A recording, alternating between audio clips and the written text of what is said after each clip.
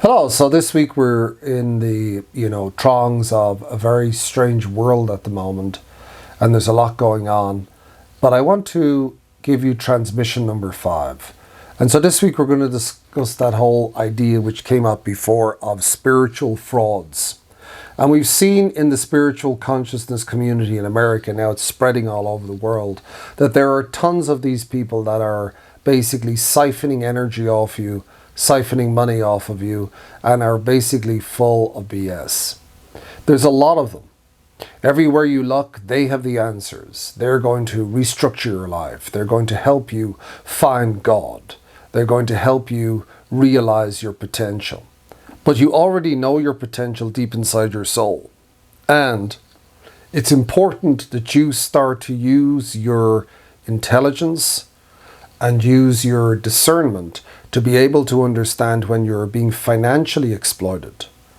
And then this whole idea that they always talk about, these claims of exclusive divine authority that they have, and that they're going to pass on to you, or by being in their presence and understanding their message, you will somehow be endowed with knowledge. It is, of course, all BS.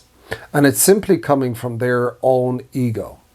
So you, on the spiritual path, under the guidance of these beings that are now directing me to share this information with you, must say enough is enough. Why are you not mad? Why are you not angry that you give these people exorbitant amounts of money? Listen to their YouTubes, listen to their podcasts, attend their, vastly expensive seminars, go to their retreats, and the end result is what? Practically nothing. You convince yourself that you are, of course, getting well, getting better, but not that much is changing in your life. And the reason is because you are tied into their grid. You have to start to find out what your grid is. If we look down through the years of cult and manipulation tactics and things that have been used by these people, we will see that they use a lot of love bombing, information control, and then this great thing that they seem to do all the time of telling you it's your fault. It's because of your thinking, inducing this guilt within your personality. And this whole idea of us versus them, which is very, transparent, according to them, in the spiritual community, or the people who know and don't know. And this great thing that Americans seem to do a lot and other people do a lot, which is charismatic leader worshipping. Well, guess what? It's time to have enough of that. It's time that you start to look inside of yourself and start to realize that you are being manipulated, whether you know it directly or indirectly.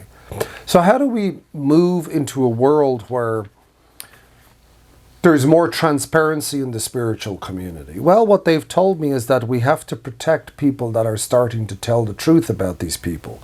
We have to make sure that there's safe spaces. We have to make sure that there's a lot of mental health support for people that are coming out and saying, listen, these are not the types of people you think they are. They are portraying one aspect on social media and in their private lives living another life. We have to start to bring into spirituality in the United States and around the world, not cynicism, but some type of critical thinking. Where has all of your discernment and critical thinking gone? We have to begin to understand that there are consequences to not owning your own internal spirituality. All of these frauds are thriving on one thing. What is that thing? Your ignorance. They are using your inability to be able to discern their message. They are using your ethics against you.